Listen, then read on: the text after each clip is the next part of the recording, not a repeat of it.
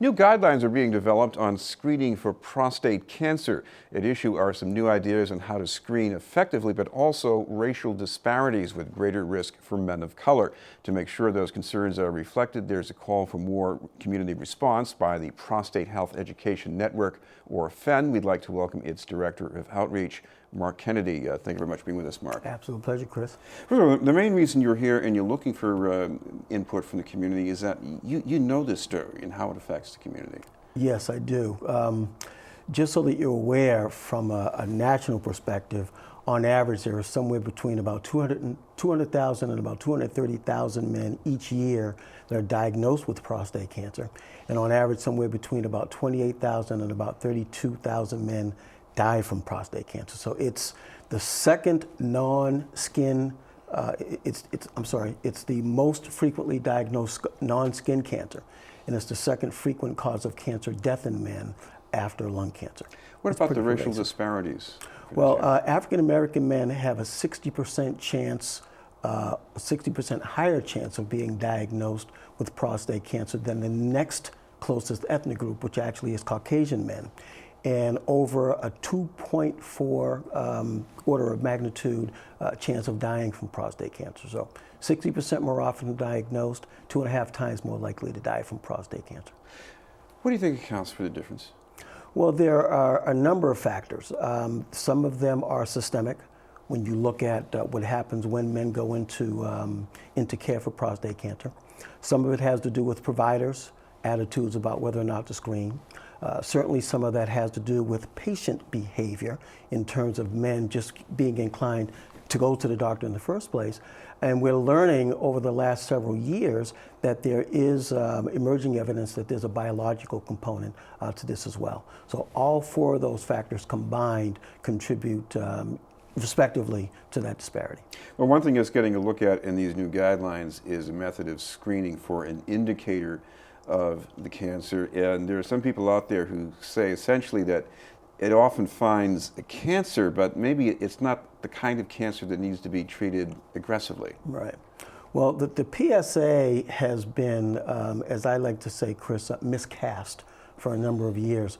When it was originally approved by the FDA for general use to monitor the progress of cancer after diagnosis in 1988, and then in 1994, the FDA approved it again for asymptomatic men, but it really wasn't intended to be something to be used to diagnose prostate cancer.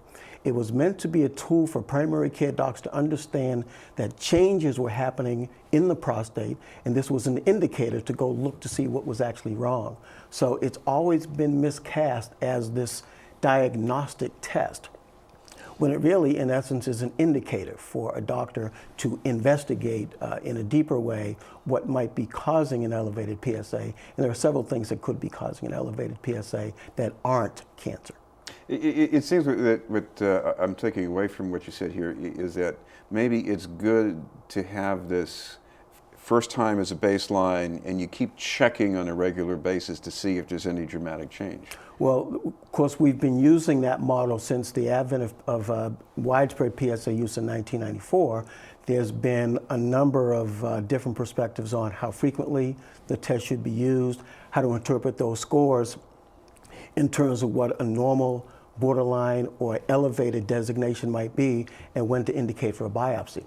But one of the things that really is interesting about changes in the way that we use the PSA for testing is that in early 2015, the National Comprehensive Cancer Network, which is a group of about 25 comprehensive cancer centers, came out with their own set of guidelines, and what they do is they take into account risk stratification. So to your point, we talk about baselining pretty much everybody.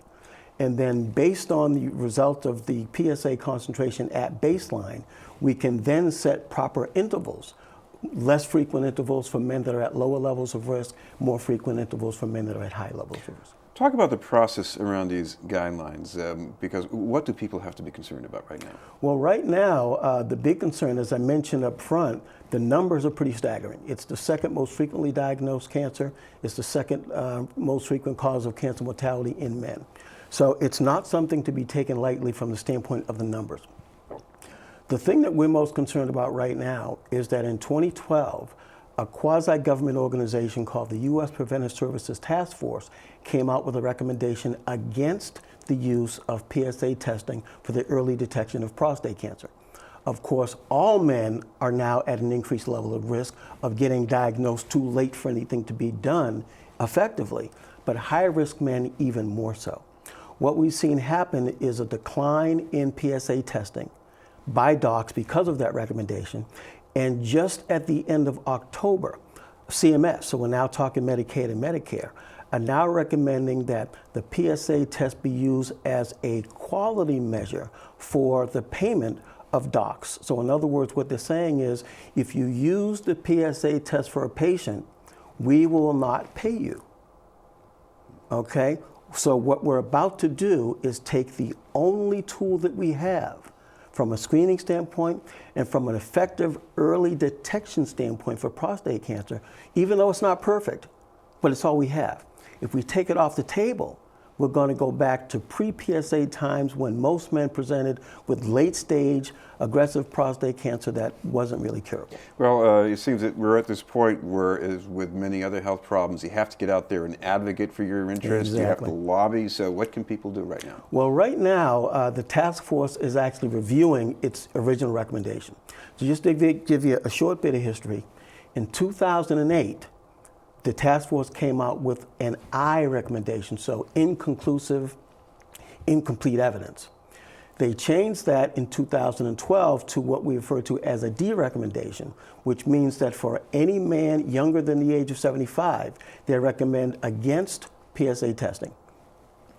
Well, actually, for all men in 2012, they recommend against PSA testing. Right now, the task force is reviewing that recommendation. So there is an open comment period right now on that process. So the first piece of that is they published a draft of the process that they're going to take to do the research. So it's a research plan in draft form, and they're asking the public to weigh in. We have actually until Thanksgiving Day to make public comments, and FEN has been organizing comments from around the country, not only with regular guys walking the street, but we're also asking some of our prostate cancer specialists to weigh in as well. Also, the CMS reference I just made before about positioning PSA as a quality measure for docs, that also is subject to open comment actually until this Friday. So we now have two opportunities as a public to weigh in on what's about to happen. And again, if we don't defend the right for a man to ask for a PSA and the right of a doctor to give a PSA, we may revert back to pre-PSA times when we had very high levels of mortality from prostate cancer. Mark, if people want to find out how to move ahead with that, what's the best way to get in touch with FEN? Well, they can get in touch with FEN two ways. The website, of course, is www.prostatehealthed.org, or they could just call the office at area code 617-481-4020.